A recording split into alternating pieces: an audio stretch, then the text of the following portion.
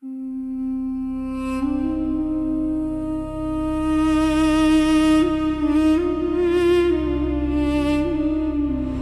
battle can be lost. A pass can fall. An army can be destroyed. But sometimes the story of the defeated lives longer than the victory of the winners. In the year 480 before the Common Era, one of the most powerful empires in the world was advancing toward Greece. The army of the Persian king Xerxes was immense. We do not know its exact numbers today. The ancient historian Herodotus gives figures that reach into the millions. Modern researchers, however, believe these numbers were most likely greatly exaggerated. Yet one thing remains certain. Xerxes' army was far larger than any Greek force that could possibly stand against it. This was not an army made up of Persians alone. Medes, Babylonians, Egyptians, Phoenicians, Sakas, Indian contingents, peoples of Anatolia, and soldiers drawn from every corner of the empire marched in the same campaign. Xerxes was not merely moving an army westward. He was carrying the full weight of a multi-ethnic empire. Facing him, however, there was no single united Greek state. Athens, Sparta, Corinth, Thebes, and the other cities remained independent. They competed with one another and at times even fought among themselves. Some Greek cities chose to resist the Persians. Some tried to stay neutral. Others declared their submission to the Persian king. Thermopylae was not a battle in which all Greeks stood perfectly united behind a single purpose. It was a fragile alliance formed by cities that did not fully trust one another in the face of an approaching and overwhelming danger. The conflict between Persians and Greeks had begun years earlier. Certain Greek cities in western Anatolia had risen in revolt against Persian rule. Athens and Eretria had supported that uprising. The Persians crushed the revolt. Later, the Persian king Darius launched a campaign against the Greek mainland to punish Athens and Eretria. But in the year 490 before the Common Era, the Persian army was defeated at Marathon. That defeat did not destroy the Persian Empire.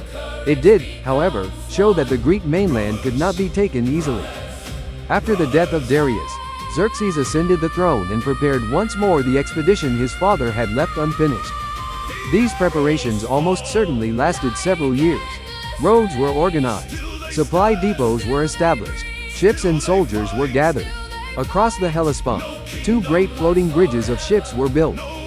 The two shores of what is today the Dardanelles were joined by hundreds of vessels lashed side by side. The Persian army crossed into Europe over these floating bridges.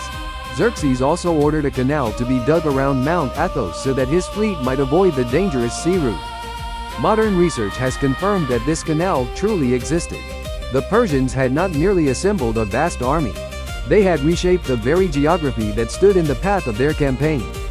While the land army advanced southward through Thrace and Macedonia, the Persian fleet accompanied it along the coast. The fleet was not composed solely of warships. It also formed a vital part of the land army's supply and transport system. For this reason, the Greek defensive plan had to cover both land and sea. The Persian land army was to be held at the pass of Thermopylae. The Persian fleet was to be met, in the same days, in the waters around Artemisium. These two battles were not separate. They were the two fronts of a single defensive design. Thermopylae was one of the important passes that opened from the north into central Greece. On one side rose steep mountain slopes. On the other side lay the sea, marshes, and a narrow coastal strip. The wide plain visible in the region today did not exist at the time of the battle. Over thousands of years, soil and sediment carried by rivers pushed the shoreline farther out. In the year 480 before the Common Era, sections of the pass were most likely less than 100 meters wide. At its narrowest points, only a few warriors could move side by side. Here was ideal defensive ground that would make it difficult for the great Persian army to use its numerical superiority. Persian cavalry could not operate effectively in the narrow pass. Thousands of archers could not all find targets at once. Tens of thousands of infantry could not enter the fighting on the same front. Xerxes' enormous army would become the prisoner of its own size at Thermopylae. Command of the Greek land defense was given to the Spartan king Leonidas. Beside Leonidas stood 300 Spartans. Yet at the beginning of the fighting, Thermopylae was not held by 300 men alone. With contingents from Tegea, Mantinea, Corinth, Arcadia, Thespiae, Thebes, Phocis, and other cities, the Greek force may have numbered approximately 7,000. The exact figure is unknown. The reason the Spartans sent only 300 men was most likely not a shortage of soldiers. An important religious festival called the Carnaia was underway in Sparta. According to Herodotus, the Olympic Games also delayed the full forces of other Greek cities. Leonidas and the men with him were an advance force sent ahead of the main army. Their purpose was to hold the pass and gain time until larger Greek forces could arrive. Therefore, Thermopylae was not, at the outset, a planned mission of collective suicide. The Greeks genuinely believed they could defend the pass. Leonidas had an old stone wall, built earlier by the Phocians, repaired in the middle of the pass. The Greek hoplites took up position around this wall. Their large round shields were locked together. Their long spears pointed toward the pass. When the front ranks grew tired, they would be relieved by the ranks behind them. Greek success did not rest on courage alone. Their defensive formation, their armor, their long spears, and the ground they had chosen were their greatest weapons. When the Persian army reached the pass, Xerxes did not give the order to attack at once. According to Herodotus, he waited for 4 days. He most likely expected the Greeks to withdraw in fear. During that time, the Persians may also have examined the pass and assessed the strength of the defense. Herodotus relates that a Persian scout saw the Spartans exercising and combing their hair before the battle. The exiled former Spartan king Demaratus told Xerxes that this was preparation for death. It is impossible to verify every detail of this scene. Yet the Spartan custom of wearing long hair is well known. The calm before the battle does not mean the Spartans felt no fear. It shows rather that they accepted the danger they faced and prepared for it with discipline. On the 5th day, Xerxes gave the order to attack. In the first assaults, Medes and Scythians were used. Persian soldiers advanced into the narrow pass. Before them stood a wall of interlocked great shields and long spears. The Persians' shorter spears were at a disadvantage against the weapons of the Greek hoplites. Their lighter shields struggled to withstand the pressure of heavy infantry. When men in the front ranks tried to fall back, they collided with the troops pressing forward from behind. The Persians possessed great numbers, yet the pass allowed only a limited number of soldiers to fight at any one moment. Herodotus describes how the Spartans would sometimes pretend to retreat. Persian soldiers, believing the Greek line had broken, would pursue them. Then the Spartans would suddenly turn and strike the disordered enemy. We do not know how many times this tactic was used. Yet such a controlled maneuver is consistent with the trained fighting order of the Spartans. When the first attacks failed, Xerxes sent his elite troops. Greek sources call this unit the Immortals. These men were among the most experienced soldiers in the Persian army. Yet they faced the same problem. The narrow pass made the arrival of still more soldiers meaningless. Even the elite Persian troops could not break the Greek line. When the first day ended, the pass remained under Leonidas' control. On the second day, the Persian assaults began again. Xerxes most likely believed the Greeks were tired, wounded, and that their weapons were damaged. The result did not change. The Greeks rotated their units in the fighting. While one front rested, hoplites from other cities continued the defense. This point is important. The resistance of the first 2 days at Thermopylae was not the achievement of the Spartans alone. Thousands of soldiers from different Greek cities formed part of the same defensive system. Yet every Greek loss was permanent. The Persians could still send fresh troops. Although the defense appeared to be succeeding, it was slowly being worn down. By the end of the second day, the Persians had still not forced the pass from the front. At that very moment, a man arrived in the Persian camp who would change the fate of the battle. His name was Ephialtes. Ephialtes was a native of the region.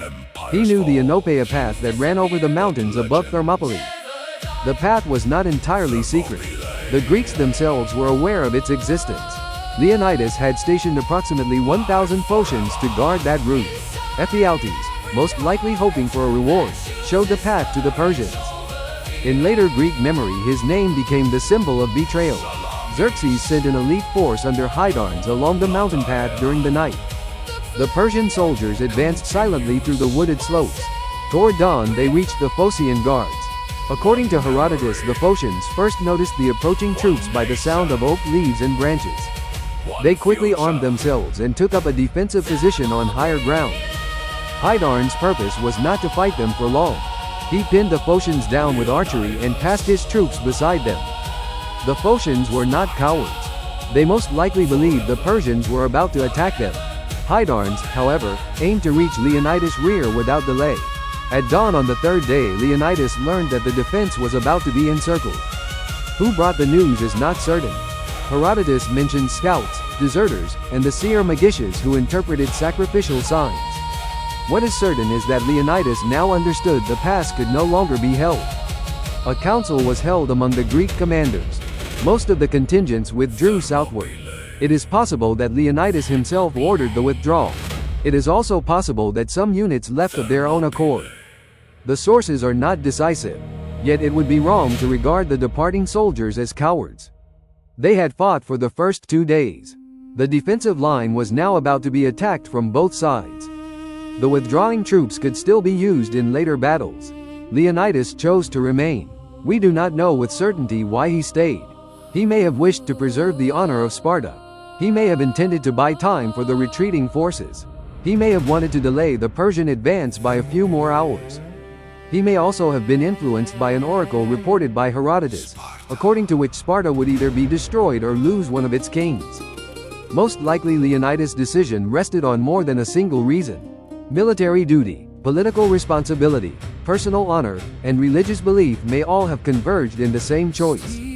Beside Leonidas remained the surviving Spartans. Yet they were not alone. 700 Thespians also refused to leave. Their commander was Demophilus. The Thespians formed the largest voluntary allied contingent of the final stand. Nevertheless, history long left them in the background. Approximately 400 Thebans also remained on the battlefield. Herodotus claims Leonidas kept them by force because he did not trust them. This information, however, is disputed. It is also possible that these men were anti-Persian Thebans. Helots who accompanied the Spartans were present as well. We do not know their exact numbers. Yet the final resistance did not consist solely of 300 free Spartans. People whose names most history books rarely mention also stood on that field. On the morning of the third day, Xerxes' main army advanced from the front. Hydarnes' force was descending upon the Greeks from the rear. Leonidas now knew the escape route would soon be closed. The remaining warriors moved forward into more open ground rather than waiting behind the defensive wall. Their purpose was no longer to hold the pass forever. It was to inflict as heavy a loss as possible on the Persians before they were completely surrounded. Perhaps they also hoped to gain a few more hours for the Greek forces that had withdrawn. The Greek hoplites formed their ranks one last time. Spartans, Thespians, and the other warriors who remained advanced together. Spears pointed forward. Shields locked together. The final assault began. This time the Persians could fight on wider ground. They began to use their numerical superiority more effectively. The fighting quickly became extremely fierce. Most of the Greek spears broke. The warriors turned to their short swords. Herodotus writes that some fighters who no longer had spears or swords continued the struggle with their hands and their teeth. This description is most likely an epic portrayal of the desperation of the last stand. Leonidas was killed during this fighting. We do not know who killed him. There is no reliable evidence that he engaged in single combat with a Persian commander. Most likely he died inside the hoplite line, fighting alongside the other soldiers. Herodotus relates that a great struggle took place around Leonidas' body. It is said that the Greeks recovered their king's body several times. This detail may be true. It may also have been enlarged by the tradition of heroism. When Hydarnes' force began to appear from the rear, the remaining Greeks withdrew behind the old wall. Around the hill of Kolonos they formed a final defense. By then the regular hoplite formation had largely broken. Spears were shattered. Shields were splintered. Many warriors were wounded. The Persians surrounded them from front and rear. A portion of the Thebans surrendered at this stage. Herodotus reports that they claimed they had been pro-Persian from the beginning. Yet this account, too, is disputed. We do not know whether all the Thebans acted in the same way. The Spartans, the Thespians, the Helots, and the other remaining warriors continued the struggle around the hill. Rather than suffer further losses in close combat, the Persians struck them from a distance. Arrows, javelins, spears, and stones rained upon the defense from every direction. The last groups of warriors were destroyed step by step. Thermopylae had fallen. The Persian army had taken the pass. Xerxes had won militarily. Leonidas' defense did not stop the Persian invasion. The Persian army advanced southward. It crossed central Greece. It reached Athens and captured the city. Therefore, it is historically inaccurate to describe Thermopylae as a Greek victory. Yet the effect of the battle cannot be measured solely by the result at the pass. For 2 days the Greeks had halted the advance of a far larger army. They had shown that carefully chosen ground, disciplined defense, and the right system of weapons could temporarily neutralize numerical superiority. The final stand reminded the other Greek cities that common struggle was possible. After Thermopylae fell, the war did not end. One of the true turning points between Persians and Greeks came shortly afterward at Salamis. The Persian fleet suffered a heavy defeat. A year later, the Greek victory at Plataea ended the main threat of the Persian land army. Thermopylae alone did not make these victories possible. Yet the story of sacrifice and resistance created by the battle took a powerful place in the political memory of the Greek alliance. As the years passed, the complex reality of the event was transformed into a simpler legend. Thousands of Greek soldiers were reduced to only 300 Spartans. The Thespians were forgotten. The Helots became invisible. The disputed story of the Thebans was reduced to a tale of treachery. The Persians were stripped of their character as a disciplined, multi-ethnic imperial army and turned into a faceless horde. Yet the true story of Thermopylae is more complex than the legend, and perhaps more powerful. In this battle there were no perfect heroes and no wholly evil enemies. On one side stood Xerxes, seeking to expand the borders of his empire. On the other stood Greek cities with differing interests. Some chose to fight, some withdrew, some surrendered, some remained even when they had the chance to escape. The true legacy of Thermopylae is not merely the death of 300 Spartans. That legacy is the knowledge that properly chosen ground can halt a great army, that military discipline can temporarily overcome numerical superiority, and that a lost battle can become a political and cultural symbol for centuries. The Persians won the pass. The Greeks lost the battle. Yet those who won the story of Thermopylae were the ones who stayed until the end. And the strongest question of that story has still not changed. Who determines the true victor of a war? The result on the battlefield? The battles won later? Or the story that people choose to remember for thousands of years? One narrow path. Persia comes like an endless storm, but the mountain will not bow. Rise, rise, hold the line, hold the line. Stand, stand, stand, stand forever. The shields become one. The spears become one. The voices become one. The courage becomes one. Brothers, brothers,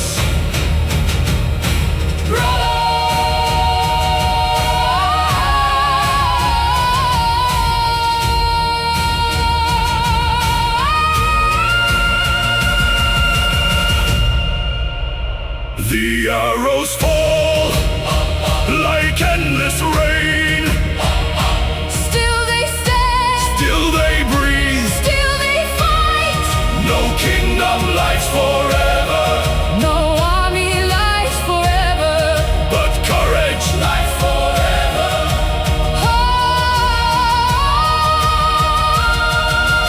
Hidden footsteps. Silent mountains. The night remembers. Secret road. Fate is moving without mercy. Stand together until the end. Stand together until the dawn. Leonidas. Sparta.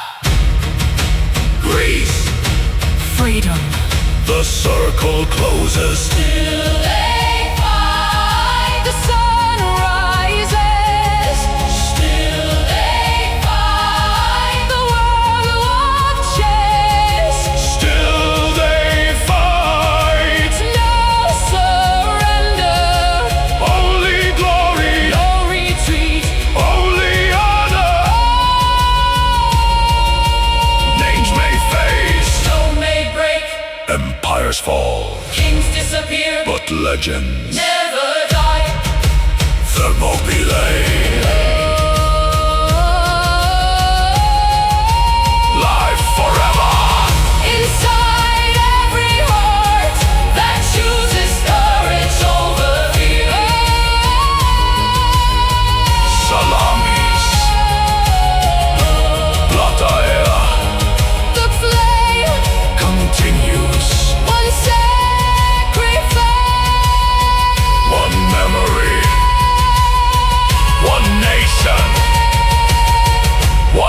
future.